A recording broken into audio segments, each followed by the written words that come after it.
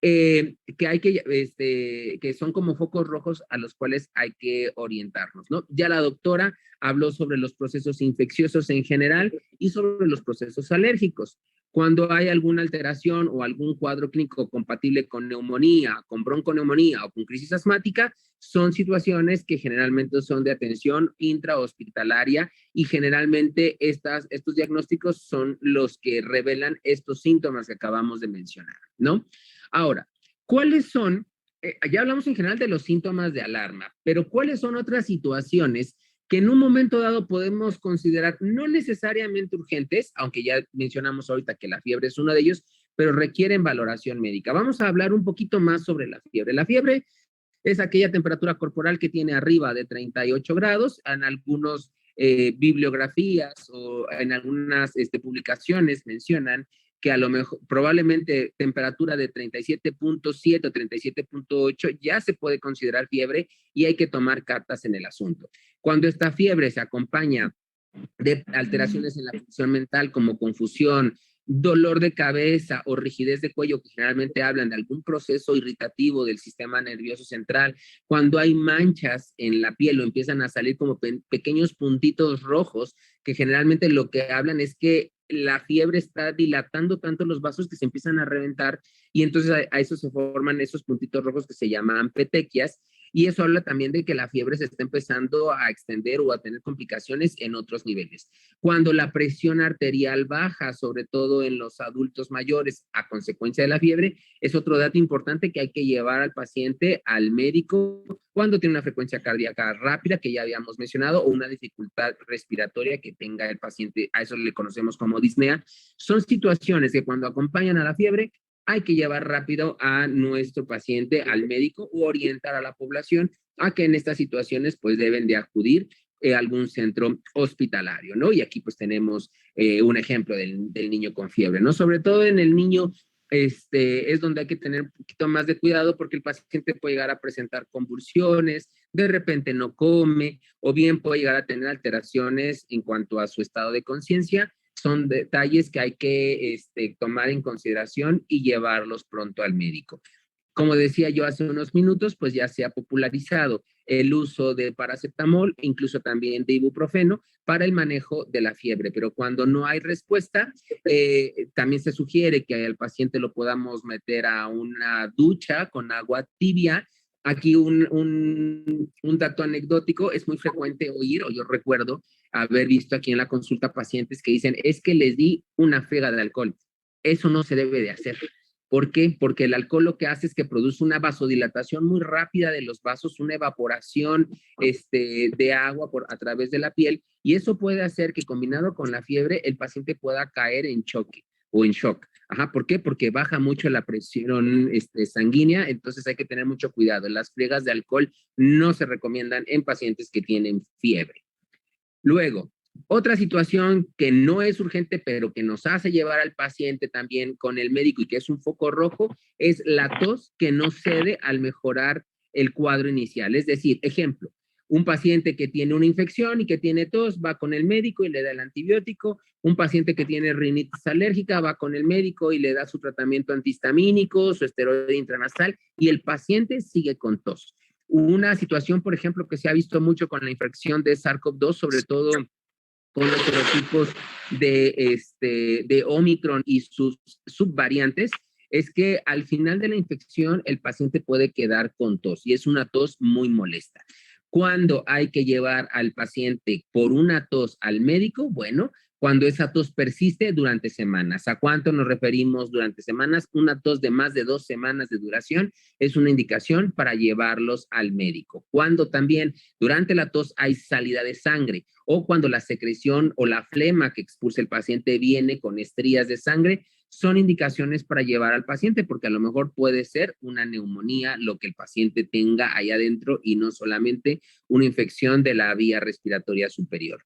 Cuando la tos afecta el sueño o afecta las actividades en la escuela o el trabajo, el paciente que requiere que en cuanto empieza a hablar o empieza a aspirar el aire, por ejemplo, el aire acondicionado, empieza con una tos que no puede controlar, generalmente ahí ese paciente tiene un proceso irritativo de la vía respiratoria, la mayor parte de las veces asociado a un proceso alérgico, y hay que darle tratamiento no solamente a la tos, sino también al proceso alérgico.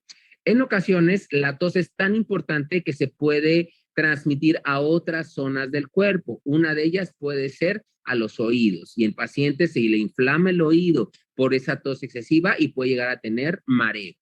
Otros pacientes por esa tos excesiva pueden tener irritaciones a nivel del esófago, a nivel de un esfínter que comunique el esófago con el estómago y poder presentar vómitos o problemas de reflujo secundarios a una tos excesiva. Muchas veces también lo que puede pasar es que un proceso respiratorio se asocia con un trastorno de reflujo faringolaringio y eso nos exacerba los síntomas pues, de reflujo y entre ellos los vómitos. Otra situación que la tos puede llegar a generar, a veces lo decimos en forma de broma, pero cuando el paciente no puede controlar la tos, a veces puede tener pérdida de control de la vejiga y tener incontinencia urinaria, que es muy molesto, y eso se presenta sobre todo en los pacientes de la tercera edad. En ocasiones, la tos también puede llegar a generar un proceso de broncoconstricción muy importante y generar que el paciente se nos desmaye porque deja de llegar oxígeno al cerebro acompañado de un esfuerzo físico importante por parte del aparato respiratorio y el paciente se nos puede desmayar secundario a una tos. Es otra indicación para llevarlos también con el médico. Ya él determinará qué tipo de fármaco debe de utilizar para la tos.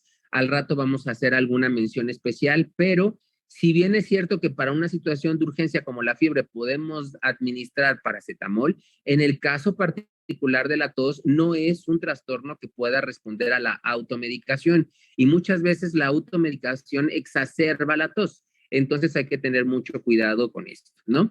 Y por supuesto, cuando hay complicaciones en otros segmentos del aparato respiratorio, como puede ser oídos, senos paranasales o laringe, son situaciones que nos pueden orientar a llevar a nuestro paciente al médico y que en ocasiones, aunque no lo parezca, es un foco rojo.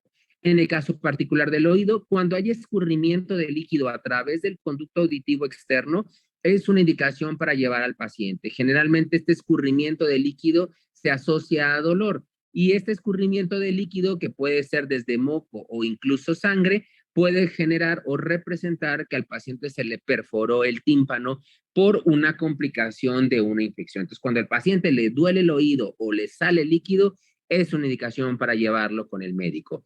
Cuando el paciente desarrolla en el contexto de una infección respiratoria o de un problema respiratorio sordera, eso, jóvenes de la prensa y público en general, es una urgencia dentro del área de otorrinolaringología. Paciente que se queda sordo, hay que llevarlo inmediatamente con el otorrinolaringólogo para que lo revise y le dé la indicación o el medicamento adecuado. Si no, el paciente puede correr el riesgo de perder el oído con una infección del aparato respiratorio. Eso es muy importante recalcarlo. Cualquier situación de baja auditiva es una indicación para llevarlo con el médico. O bien, cuando en el contexto de un proceso respiratorio el paciente desarrolla vértigo. Eso es también otra indicación. Hay diversas clases de vértigo. En ocasiones el vértigo puede ser muy incapacitante y el llevar al paciente incluso directamente a urgencias por la gravedad del vértigo. Eso sobre todo lo vemos en los pacientes jóvenes o en los pacientes adultos mayores. Complicaciones en los senos paranasales. Bueno, los senos paranasales también forman parte del aparato respiratorio y cuando en el contexto de un proceso respiratorio, ya sea alérgico o infeccioso, el paciente desarrolla dolor de cabeza, que le llamamos cefalea, congestión nasal importante, es decir, el paciente intenta asearse la nariz, puede ser que salga o no salga moco, pero el paciente sigue con la congestión nasal o con la sensación de que la nariz está tapada a pesar de haberse aseado la nariz. O bien, cuando en el contexto de una infección o de un proceso respiratorio aparecen complicaciones en el ojo, son urgencias. Muchas veces estas complicaciones en el ojo pueden terminar en quirófano para drenar esa secreción que se puede ir a otros lados y verdaderamente complicarse con cuadros de un absceso intraocular o incluso con un cuadro de meningitis. Entonces, son datos que, bueno, evidentemente la población en general no conoce y el objetivo por supuesto, de esta conferencia de prensa es mostrarles a ustedes cuáles son otras situaciones que van mucho más allá de la fiebre y que constituyen urgencias que es importante comunicarle a la población en general. Entonces, bueno, ya hablamos en general cuáles son los datos que nos tienen que orientar a llevar al paciente, ya sea niño, adulto, mujer embarazada o cualquier paciente que presente estas alteraciones.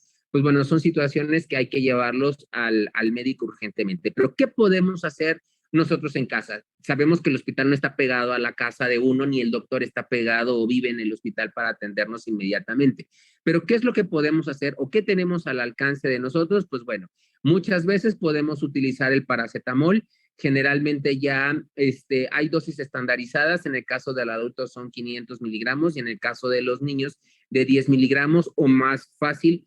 Ya vienen ya con pipetas dosificadoras de acuerdo a la edad o al peso del niño y eso nos puede ayudar mucho a administrar la dosis.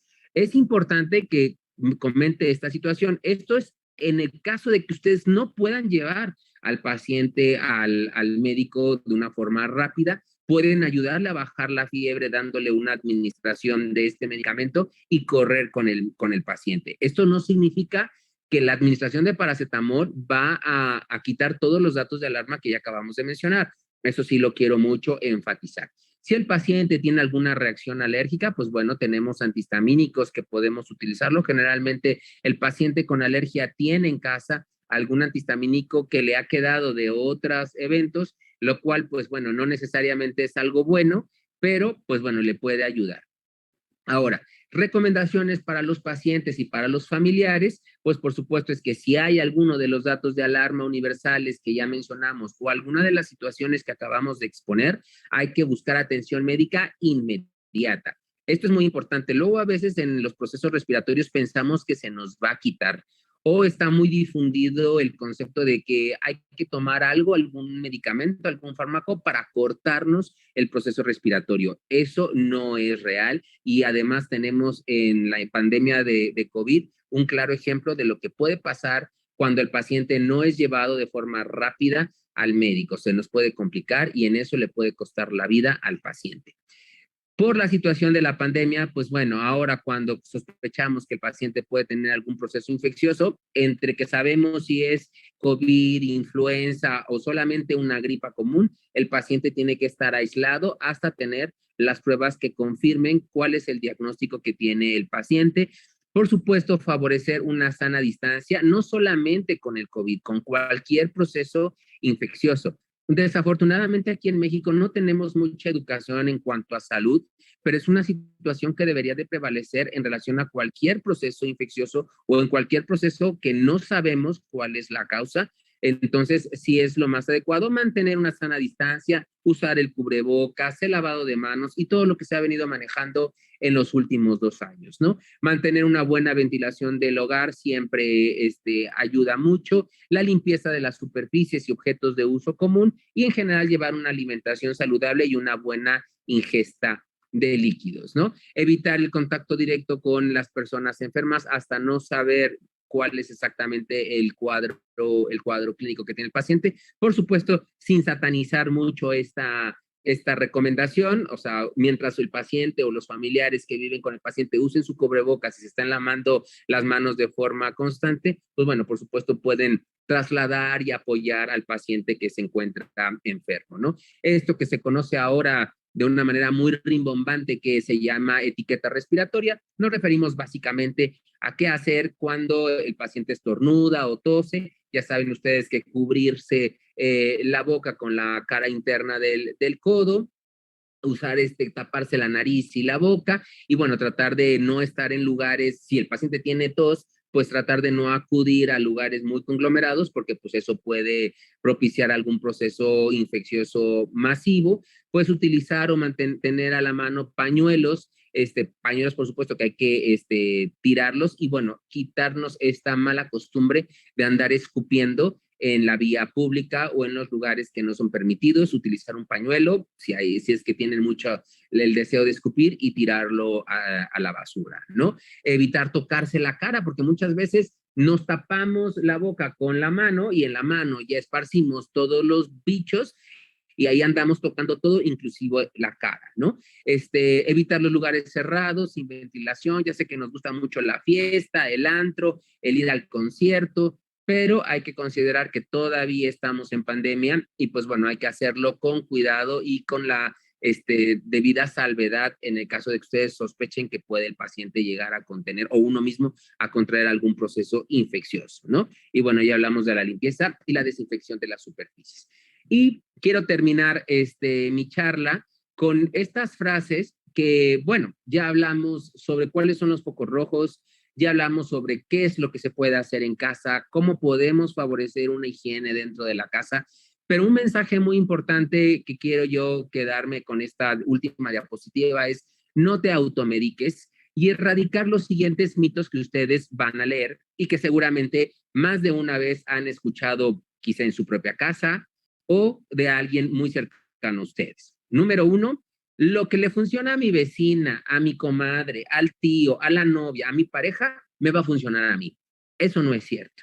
Muchas veces, lejos de ayudarlos, puede ser que ustedes se enmascaren un cuadro y que el paciente se complique, o peor aún, que a lo mejor el medicamento que le funcionó a la vecina, a la comadre, el tío o al novio, me genera a mí una reacción alérgica. Entonces, eso no es del todo cierto y hay que tener cuidado si es que estiman en algo, pues su salud o la salud en cada caso, ¿no?